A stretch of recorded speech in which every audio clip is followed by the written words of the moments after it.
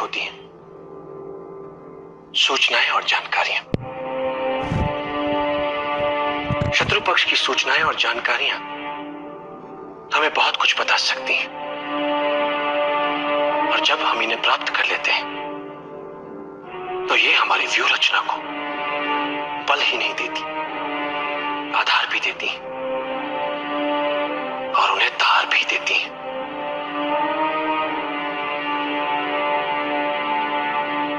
सामरिक महत्व की असरदार सूचनाओं के बल पर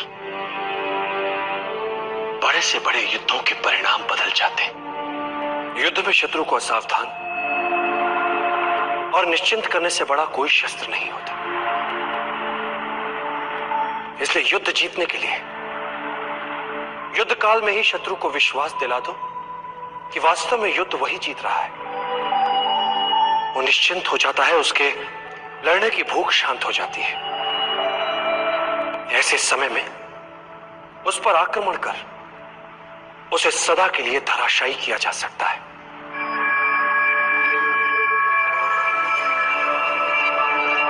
सदैव याद रखो,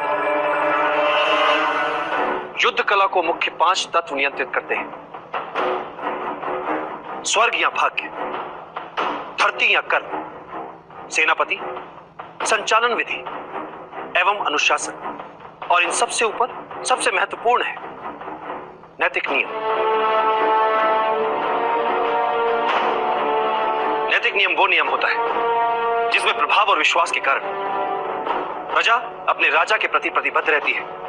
राजा के प्रति यह प्रतिबद्धता एक ऐसा नैतिक जाल होता है जिसमें उलझाकर आप जनता से जो चाहे करवा सकते हैं। आप जनता को आशा के जाल में इस नैतिकता से उलझा सकते हैं, जबकि वास्तविकता में आशा हो ही ना। आप इस नैतिक जाल की सहायता से जनता को आशा ना होते हुए भी यह विश्वास दिला सकते हैं कि आशा है। इस तरह से आप उनके स्वाभिमान को उकसा सकते हैं, उनके आत्माभिमान को उबार सकते हैं कि वे अपने लिए अन्य विकल्पों के होने के उपरांत भी आपके लिए अपने प्राण तक न्यौछावर करने के लिए तत्पर हो जाते हैं। चाणक्य सदा कहते थे कि युद्ध करके शत्रु पर विजय प्राप्त करने में कोई बड़ी बात नहीं।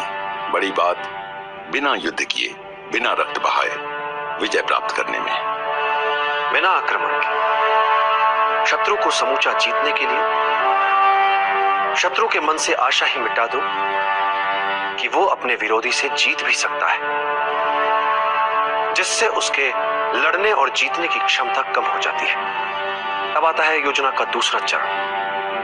तो दूसरे चरण में जितने भी संसाधन हमारे पक्ष में है उनका प्रयोग, ताकि हारने की संभावना ही ना हो।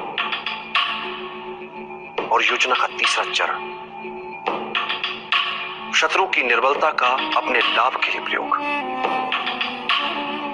जिससे जीतने के लिए कम शक्ति लगानी पड़े।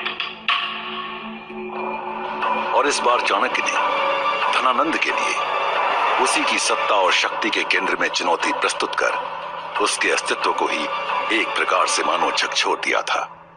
स्वाभिमान जब तुम्हें अंधा बना दे